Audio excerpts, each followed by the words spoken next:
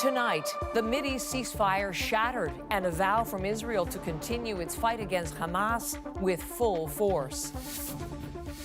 We will bring our people home and we will destroy Hamas. The fear and destruction gripping Gaza after one of the deadliest days of the war. Mark Carney's pledge to boost Canada's defense in the north. We cannot and should not look first to others to defend our nation. A new radar detection system to protect against shifting threats, and how Canadian forces are training to defend the Arctic. Some of the biggest stars of tennis take a swing at those in charge of the game, calling it a cartel. Tennis is in the dark ages, and that just needs to change. The Canadian player driving the lawsuit. From CBC News, this is The National with Heather Hiscox. Thank you for joining us. Adrian is away. Tonight, confirmation from Israel its new military campaign in Gaza is just the beginning. And in Gaza, health officials say the renewed offensive has brought one of the deadliest days since the war began. The widespread bombing campaign is said to have killed more than 400 people. Hundreds more have been injured, thousands told they must evacuate again. Hamas is accusing Israel of attacking defenseless civilians. Israel maintains it's going after terror targets, and it's doing so with, quote, full force. Tonight, we take you inside Gaza to hear from a family that has lost loved ones and to see what they're now enduring. Some of those images are difficult to watch. But as Margaret Evans shows, they provide a small window into a region once again caught in a brutal war with no end in sight. More to endure then for Gaza's brutalized civilians. Any lingering hope that a ceasefire would hold snatched away in the night, along with the lives of innocents. Ahmed Shaban cradles his dead nephew, the baby killed in the Israeli strikes along with his parents. Why did you kill him, Mr. Netanyahu? His grandfather asks. If it was one of their children, there would be an international outcry. Israel says it was targeting Hamas members and infrastructure, blaming the militant group for refusing Israeli demands for changes to the original ceasefire framework agreed in January. Hamas says Israel has changed the goalposts. Israel says the rules of the game itself have changed, and with Washington's blessing. From this point forward, Israel will act against Hamas with increasing military intensity, says Israeli Prime Minister Benjamin Netanyahu. This is just the beginning. Netanyahu's critics accuse him of prolonging the war in a bid to stay in power by keeping hardline coalition partners who want the war to continue on side. For the friends and family of the remaining Israeli hostages held in Gaza, the collapse of the truce has brought more anguish and anger. Here, huge protests against the Netanyahu government on the streets of Tel Aviv. They're trying to prolong their grasp of the reins over Israel now, destroy all of its democratic foundation, and move away from the hostages. In Gaza, memories of the short-lived truce will soon be replaced by new struggles to survive. Israel began blocking critical humanitarian aid from entering the Strip 2 weeks ago. And now, Palestinians are on the move again, after the Israeli military issued new evacuation orders, warning of more strikes to come.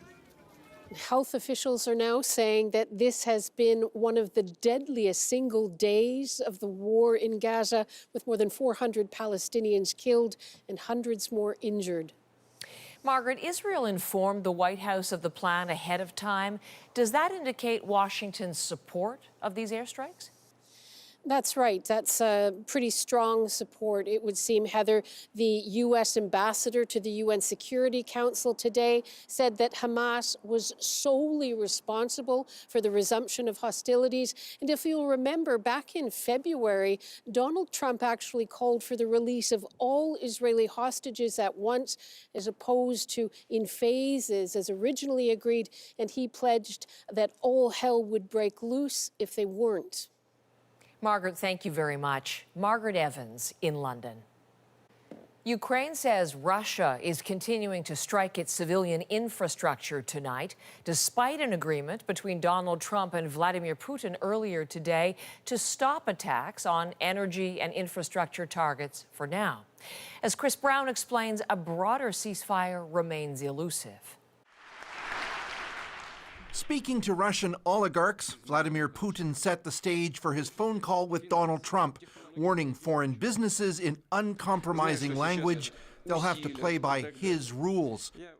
His message to Trump later about Ukraine sounded much the same. Putin said no to an immediate 30-day ceasefire, which Ukraine has already agreed to and Trump pushed for. Instead, Putin offered a truce that only applies to air attacks on energy and infrastructure targets. A big benefit to him, as Ukraine has been using drones and new long-range missiles to hit Russian oil and gas centers. So the goal of Putin, and it's very obvious to me, within these 30 days, to strengthen Russia and to weaken Ukraine. This Ukrainian MP says Putin is simply stalling for time while keeping Trump on side.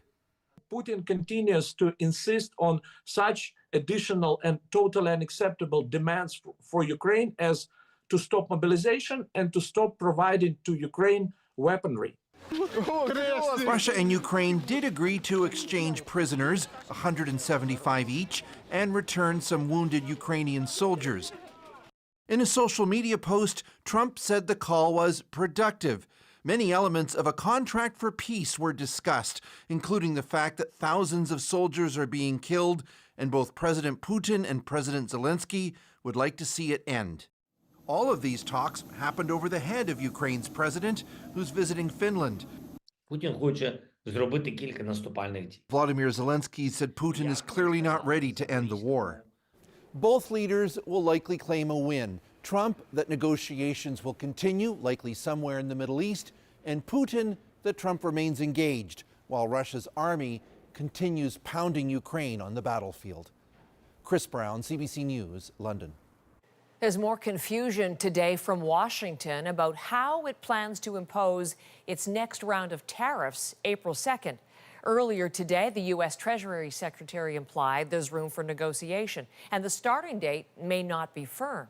But as Katie Simpson reports, the White House later contradicted that, saying tariffs will kick in as planned. We have a big announcement to make. The U.S. president's erratic trade policy even more unpredictable after yet another day of contradictions, starting with what appeared to be new guidance about reciprocal tariffs that are supposed to be revealed April 2nd. Each country will receive a number that we believe that represents their tariffs.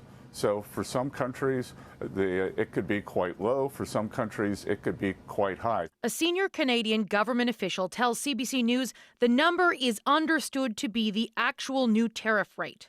It will be determined by tariffs on U.S. goods and other policies deemed unfair by the Trump administration. The Treasury Secretary then suggested tariffs won't necessarily kick in right away and that there's room for negotiation. If you will stop this, we will not put up the tariff wall. If you do, then we will put up the tariff wall. I'm optimistic that April 2nd, some of the tariffs may not have to go on because a deal is pre-negotiated. Trump's team walked back part of that, suggesting there will be no delay. The intent is for tariffs to kick in April 2nd, unless the trading relationship is deemed fair. April 2nd is Liberation Day for our country because we're going to finally be taking in money. In a Fox News interview Tuesday night, Trump relitigated his familiar attacks on Canada. And here's my problem with Canada. Canada was meant to be the 51st state. And weighed in on the impending Canadian election. The Conservative that's running is stupidly no friend of mine. I don't know him, but he said negative things. So when he says negative things, I couldn't care less. I think it's easier to deal, actually, with a liberal. Domestic politics and the impending election will not offer any sort of reprieve for Canada. It is expected to be hit by tariffs by the Trump administration in this April 2nd wave. Katie Simpson, CBC News, Washington. Amidst Donald Trump's trade war and threats to Canada's sovereignty, the number of Canadians driving into the U.S. sharply declined last month. Nearly 500,000 fewer passenger vehicles crossed the land border from Canada into the U.S. in February compared to the same time last year.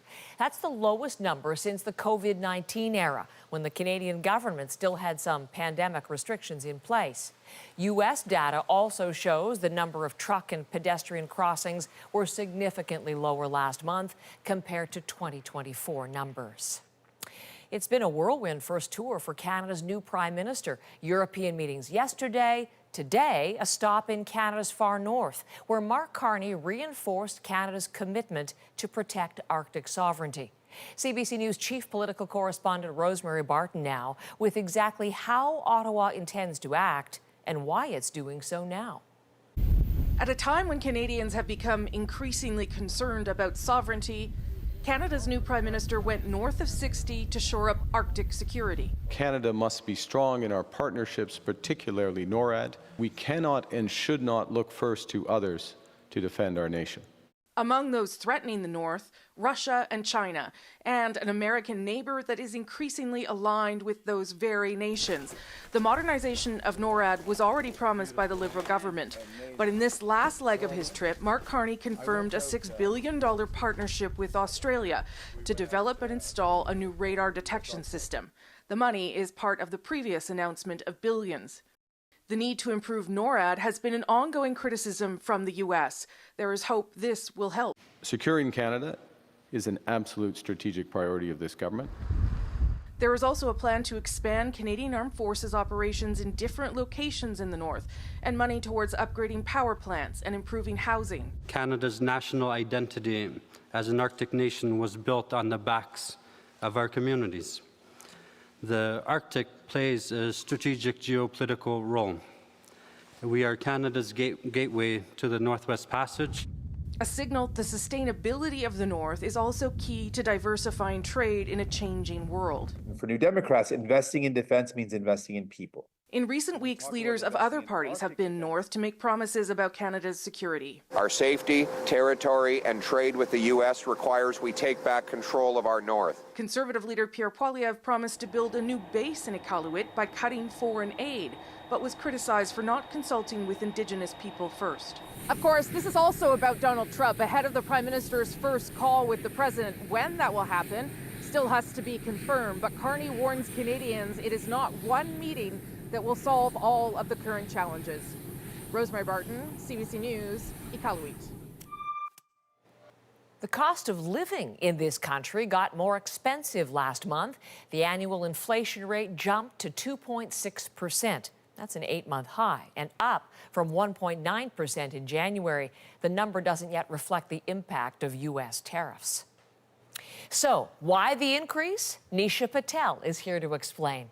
Nisha, the federal government's tax holiday ended last month. How much did that contribute to the jump in inflation we're seeing today? That was definitely part of it, Heather. The GST-HST holiday was actually keeping a lid on prices over the past few months because taxes are included when calculating inflation. So when it lifted in mid-February, it actually pushed bills higher for goods like kids' toys, as well as alcohol and restaurant meals. But we're actually just seeing broader price pressures for things like clothing and shoes across categories. The price of travel has jumped sharply.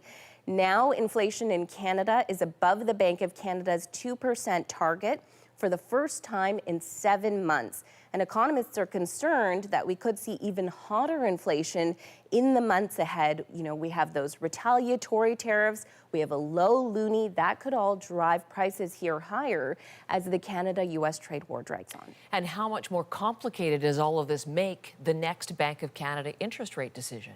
The central bank is in a tricky spot for sure. Steep and lasting tariffs could push Canada into a recession, hitting businesses and households hard. The bank has already cut the key interest rate 7 times over the past year, taking the rate from 5% down to 2.75%. So policymakers will have to decide, do they keep cutting interest rates to kind of give the economy a boost, or do they need to hold rates steady or perhaps even raise them to rein in inflation? Right now, most market watchers are betting that the bank will hold interest rates steady next month. But of course, as we know, Heather, there's a lot that could happen on the tariff front before then. A lot to consider, obviously. Nisha Patel, thank you very much for this. You bet. RCMP has charged a Winnipeg man with terror-related offenses following an earlier investigation into anti-Semitic graffiti. The 19-year-old was previously charged with 26 counts of mischief. MKY is the acronym for a neo-Nazi terrorist group based in Eastern Europe. CBC's The Fifth Estate obtained this video, believed to have been recorded at the time of one of the Winnipeg incidents. This is part of a continuing investigation into extremist groups exploiting children. Joanna Roumeliotis will have a special report this Friday on The Fifth Estate.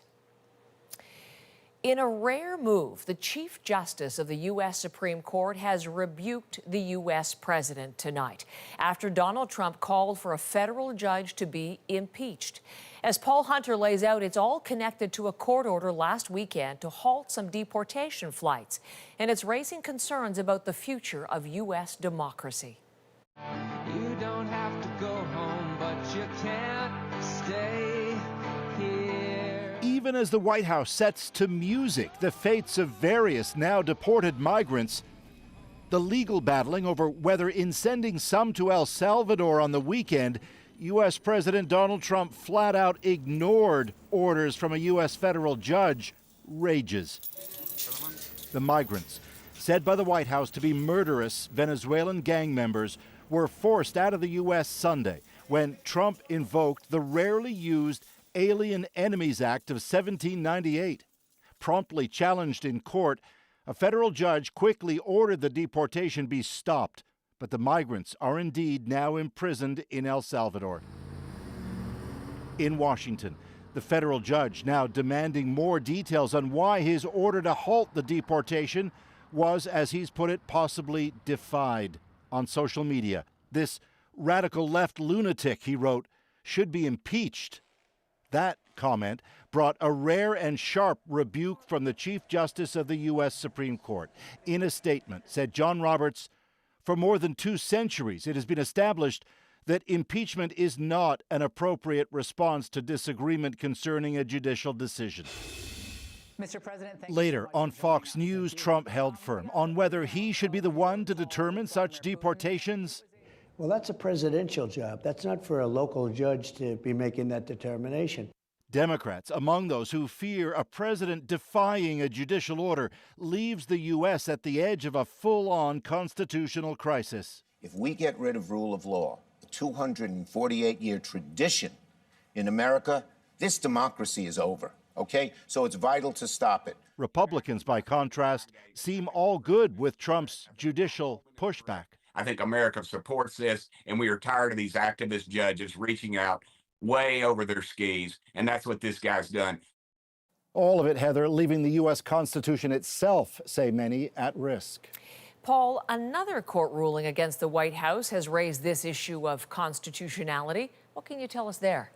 Yeah, another federal judge ruling Elon Musk and his Department of Government Efficiency, DOGE, may well have violated the Constitution in making those big cuts at USAID, the big aid agency that was hit hard by DOGE right out of the gate. Aid workers sued to stop the cuts, and with this ruling, have stalled them, at least for now. The judge ruling Musk overstepped his authority and is reversing some of what played out. Tonight, Trump said he'll appeal. Paul Hunter in Washington, thank you. Some of the world's biggest tennis stars have launched a legal volley against their governing bodies over fair wages. There are barely 100 players on both the men and women's side that can make a living. Why tennis royalty called tour organizers a cartel. Next. A pair of astronauts returned to Earth after spending an unexpected 9 months in space. They were never really stranded. There was always a method of getting them safely back to Earth. Splashing down after an extended space odyssey. And later, a stunning sight when the rain turns red on an Iranian beach. It's a real visual feast. We're back in 2.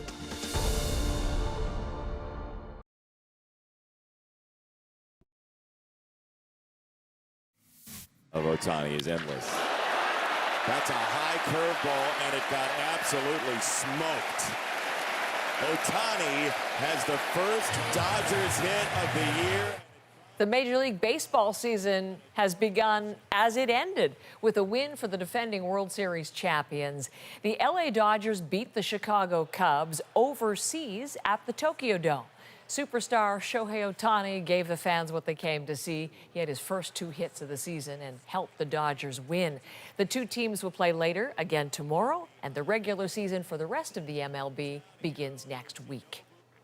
A pro-tennis players organization is taking the sport's governing bodies to court, accusing them of running a corrupt and abusive system, even calling it a cartel. As Mike Crawley reports, a Canadian is among the players leading the push for change. There's a new sheriff in town. Jack Draper seals his victory at one of the marquee stops on the men's tennis tour. Champion of Indian Wells. He gets $1.2 million for the win. Prize money is at the heart of the lawsuit launched by the Professional Tennis Players Association, a sort of union co-founded by one of the greatest players ever, Novak Djokovic, and a Canadian veteran of the circuit, Vasek Pospisil. Tennis is in the dark ages, and that just needs to change. The whole system, the whole structure of tennis, everything needs to change, honestly, and this is the first step. In much of pro sports, including hockey, golf, and football, players collectively earn around half the sport's revenue. At tennis grand slams like Wimbledon, the players' share is roughly 15%. The third or fourth most watched sport in the world, second most bet on sport in the world, and there are barely 100 players on both the men and women's side that can make a living. I mean, there's something very wrong with that. The lawsuit targets the organizations behind both the men's and women's tours, as well as the International Tennis Federation. It likens them to cartels, alleging they conspire to enrich themselves at the players' expense. The tennis calendar is just brutal. It's basically 11 months, and there are so many mandatory events. The organization behind the women's tour calls the legal action regrettable and misguided. The men's tour says the Players Association has consistently chosen division and distraction. I'm a man of principle. I stand up to bullies, and I fight for what's right. In this case, I think the tours are the bullies. Victory for Pospisil. If the lawsuit does change pro tennis, Pospisil won't feel it on the tour. He's announced he'll retire this year. Mike Crawley, CBC News, Toronto. It's homecoming day for 2 celestial travelers stuck in space for 9 long months. The first couple of days are going to be fairly rough because your body is adjusting very rapidly to gravity. A long-awaited splashdown. Plus, what effect could Donald Trump's on-again, off-again tariff threats have on America's financial state? Markets have been like, I don't know what the hell is going on. I don't know how anyone can make any decisions. Could a lack of stability undermine the world's largest economy? And Canada's military trains to defend our northern sovereignty. We can't just be able to operate in the south. We need to be able to project our forces. The National breaks down the stories shaping our world next.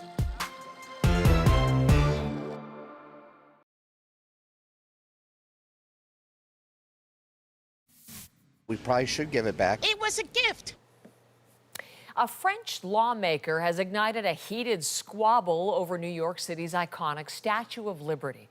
He's demanding the return of the statue France gifted to America in 1886, suggesting Donald Trump's administration no longer represents the values the monument represents. The White House response?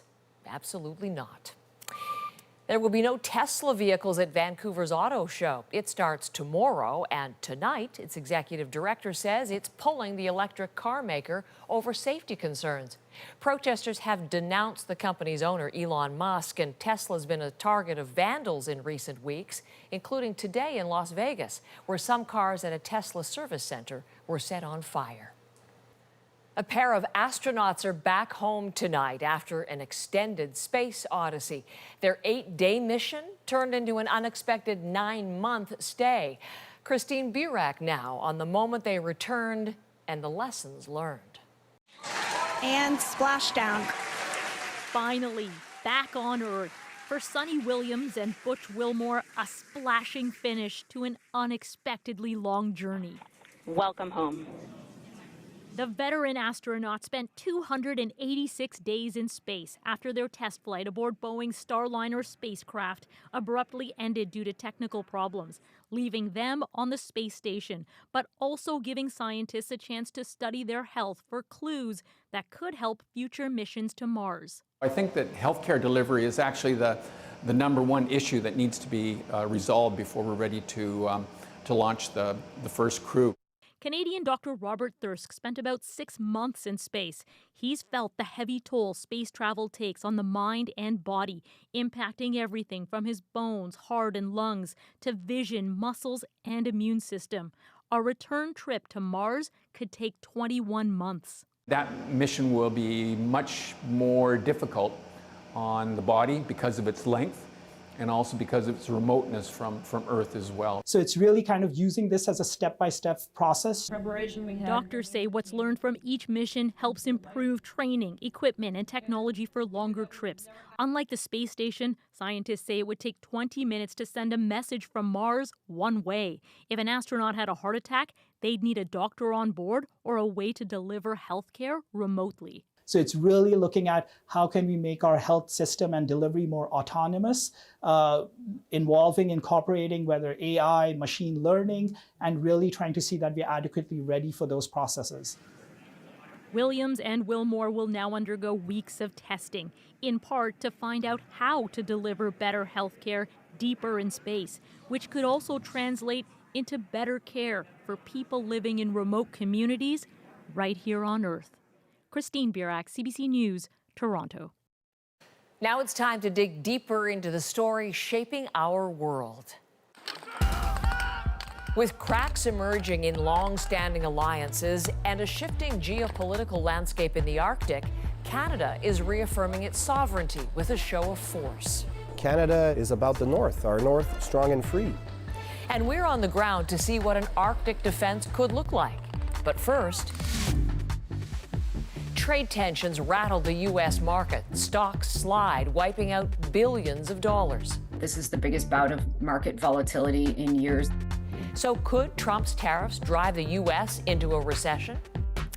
Tonight, Lauren Bird breaks down why, as U.S. stocks slump, uncertainty and fear become key metrics. When President Donald Trump won the election in November, the markets skyrocketed.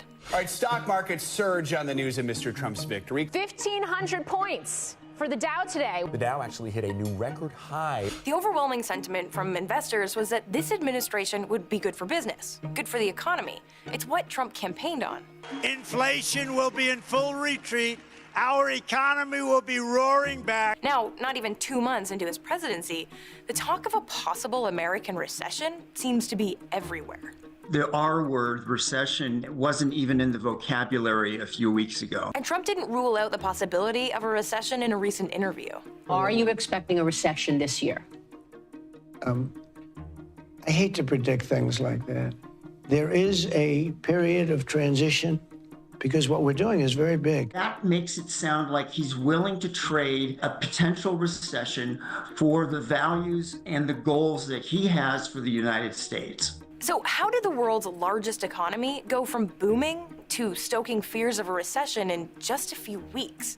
Let's start with the one place everyone is watching like a hawk. If you want a real-time indication of where things are at with the economy, one place you can look is the stock market. It is right now the one thing that is signaling sort of a red light in terms of recession.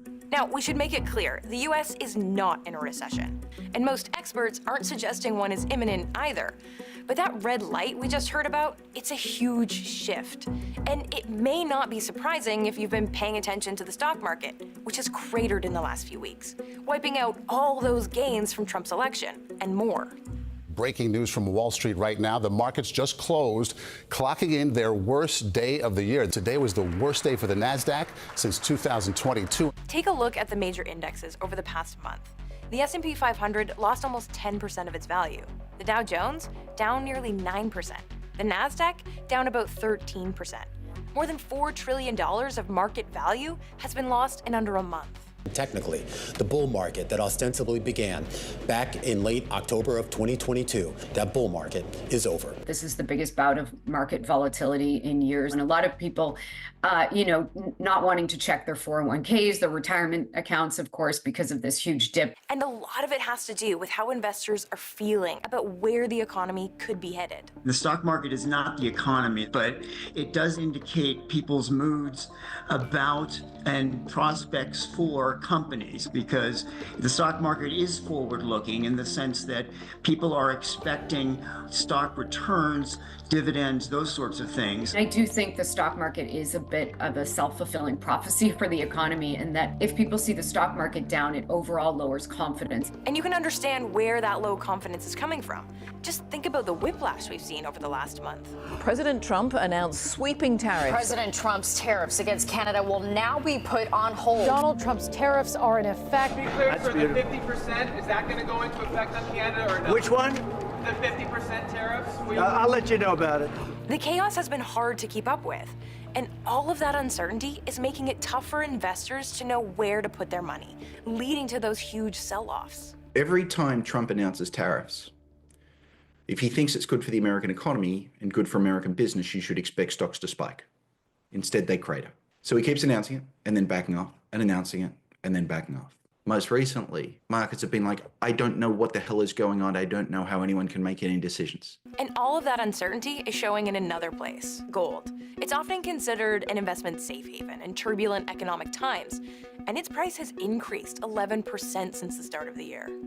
So I think this sort of shock and awe campaign is definitely digging into the psyche of Americans, and naturally one can expect that people might go towards the safe havens. There's some pretty unprecedented policies being touted, and that has everybody uncertain. And I think uncertainty is the big factor here. And you can imagine Trump's comments about being in a period of transition doesn't temper those fears or that uncertainty. He's even gone so far as to say he's not actually concerned about it when it comes to decision making. Some of these exemptions that have been announced and some of these temporary delays, have you been influencing those decisions because of the market reaction? No, nothing to do with the market. I'm not even looking at the market. I do think that the Trump administration's thinking is that the stock market's going to go through a little bit of a blip, and eventually investment will flow into the U.S. as they plan with these tariffs, and it'll be gangbusters again. I think other folks are wondering if this is going to just be a deeper and deeper slide, and that the stock market will sort of take the economy down with it.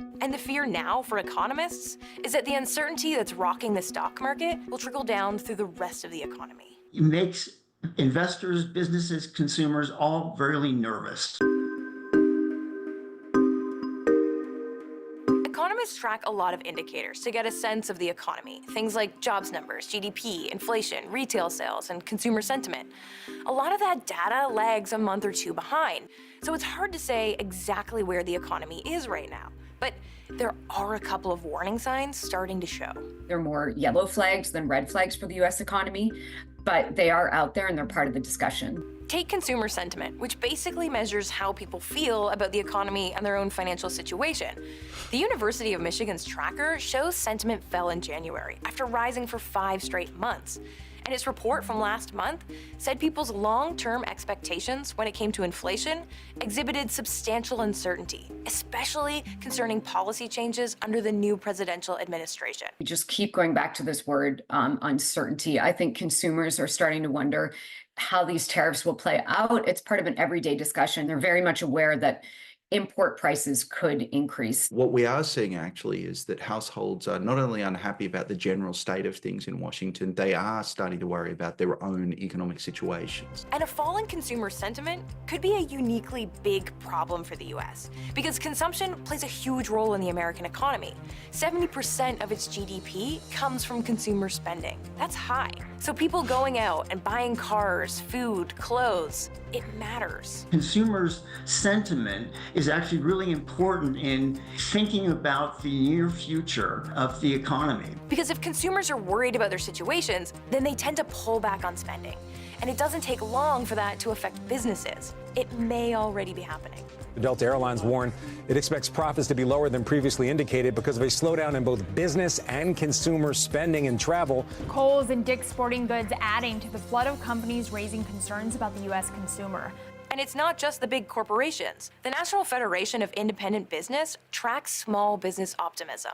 In February, its uncertainty index rose to 104, the second highest recorded reading. And it showed only 15% of businesses, after adjusting for normal seasonal changes, plan to create new jobs in the next 3 months. Businesses are reacting to this uncertainty with what they usually do is namely become very conservative about their spending and their investing habits. If you were a CEO right now, and you had major investment projects in front of you, you might just think to yourself, I might just wait it out for a few months and see where all this lands. And that's where the problems start to feed each other. If businesses pull back on investing, that could mean fewer new jobs, maybe even job losses, which may mean consumers don't feel safe to spend. Now, if CEOs do this and families do this, and we all do this, then spending plummets. And if that's the case, that's the first step that causes a recession.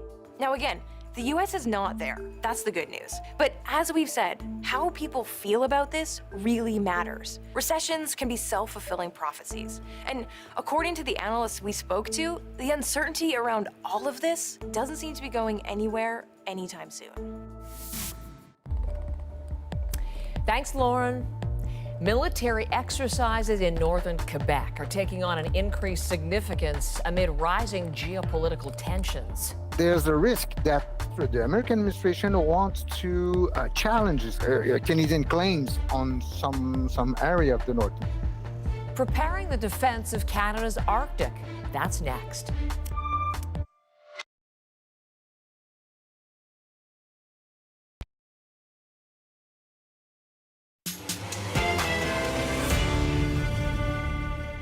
As Canada seeks to protect its sovereignty and interests in the Arctic, military exercises in northern Quebec could be more consequential than ever. There's a risk that the American administration wants to challenge Canadian claims on some area of the north. With adversaries near and far, Ottawa today pledged to boost its military presence in the north, adding a new monitoring system. Natalia Weichsel shows us how troops are training for potential conflicts and why Canada wants the world to see. If a military conflict came to Canada's north, it might look something like this. This is an exercise. Nearly 200 members of the 34th Canadian Brigade Group in the Aoichi region of northern Quebec. La force amie, qui est quelque part dans la forêt ici, va sortir, puis va se mettre en position pour faire une attaque. Basically, my role as a section commander was to lead my part of the section, which was part of the assault. On the Ski-Doo here, we can see the medic sled. So this is where the injured enemy has been transported, and they're going to take it away to another location. This is all part of their military exercise to help the armed forces practice in this kind of terrain here. We don't know the maps, we don't know the people, we don't know the area. It's a major challenge for our troops. There's no base near here. All the military's equipment needs to be transported from Montreal, some by air, but mostly by road. Phone signals and communication lines are sparse, so are roads and other infrastructure. One of the biggest challenges for Canada's military up in the north is asserting their presence and their capabilities over such a vast, and I mean vast, territory.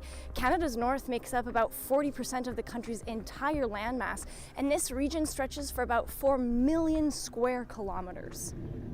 Canada is about the north, our north strong and free. So we can't just be able to operate in the south, we need to be able to project our forces if needs be, depending on the needs of the government, and being able to deploy, survive, operate, accomplish the mission. Military exercises like this are actually quite common. The Canadian Armed Forces will carry them out approximately once a year, but there's clear reasons why this time they wanted it to be seen, and not just by Canadians. In an era of rising geopolitical tensions, projecting strength is important for many countries, Canada included. Every Western nation start to look at their own weakness when facing Russia. For Canadian, it's normal to look up north and to say, okay, we know that Russians are very present in their part of the Arctic. But Russia isn't the only preoccupation. There's now also a possible threat much closer to home. There's a risk that the American administration wants to challenge Canadian claims on some area of the north, namely the Northwest Passage, which are the maritime route that are going through the Canadian archipelago, and in the Beaufort Sea, near the Alaska and Yukon's border. It's possible the Trump administration wants to revive these conflict and contest openly Canadian claims on this region. Even before Donald Trump's re-election, the federal government had committed to increasing military spending, with a pledge in the spring of 2024 to boost capabilities in the north. It is important for us to have the capacity to be present and to defend our sovereignty. And that's the main goal of any armed force, is to defend their country, defend the citizens. And so we need to be able to do it in any environment, on any ground. And this ground is Cree territory, so partnership with the local community is essential, much of which happens through the Canadian Rangers, a subcomponent of the Army Reserve, nearly a quarter of which are Indigenous, like Cree Nation of Chesapeake member Alvin Cash. Their head office is down south. We're up here providing that information. Same time, we use our own culture, how much we know the territory, to provide that service and pass the information to the military. Because it's an isolated area. The weather here is unpredictable. Could have all whiteouts. That's why the Rangers are pretty known their territories and their roots and their culture. You can see that there's a clear exchange of traditional knowledge being shared with the Canadian military. Everything from how to understand the terrain, how to operate in the snow, how to tolerate the cold and, build a shelter. Definitely the cold was the biggest challenge. Also the amount of snow, the expertise with the snowshoes and in the environment, everything comes from them. The Council of the Cree Nation of Chesapeake says there was consultation and community involvement in the lead up to the exercise, and that it welcomes this collaboration. And when you have guests come in, people love to share those customs and traditions of how to build a dwelling, how to survive in the wintertime. And there's a word for agodosunanojas, when you have an emergency situation, what do you do? What kind of shelter can you build? How do you start the fire? So that's the exchange that I see. And that's been probably the best success so far, is the way we connected with the Chesapeake Cree Nation. They're wonderful hosts, and we need them to help us, to guide us. They know all the trails, they've been here from generation to generation. They know how to survive in this environment, and they teach it to our soldiers as well. Coming up, a spectacular sight on an Iranian beach. Colors and the rain, little waterfall. It's a real visual feast. It's really impressive. The geological phenomenon that looks like rivers of blood. Next in Our Moment.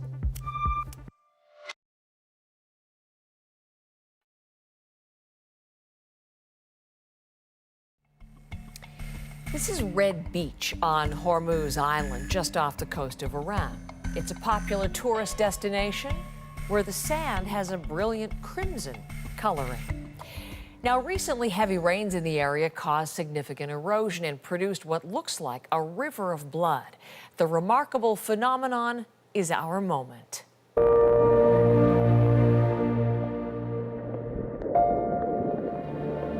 The colors and the rain, little waterfall, it's a real visual feast.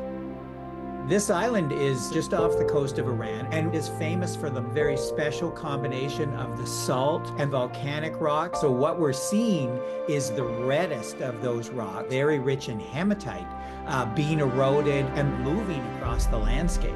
That distinctive red color is from iron oxide. And because there's no vegetation, when they get an intense rainfall, you get significant erosion. And then we get these spectacular shows spreading out on the beach and turning it this really cool red color. There's lots of places with iron oxide, hematite type deposits, but I think this is just slightly more spectacular than others. It's totally on my bucket list now. It's really impressive. Mesmerizing images, aren't they? Biblical even, and not AI generated as some people have thought. The chemical compound in that sand, oxidized iron, it's also found in space and explains why Mars is the red planet. From all of us at The National, thanks for joining us. I'm Heather Hiscox. Good night.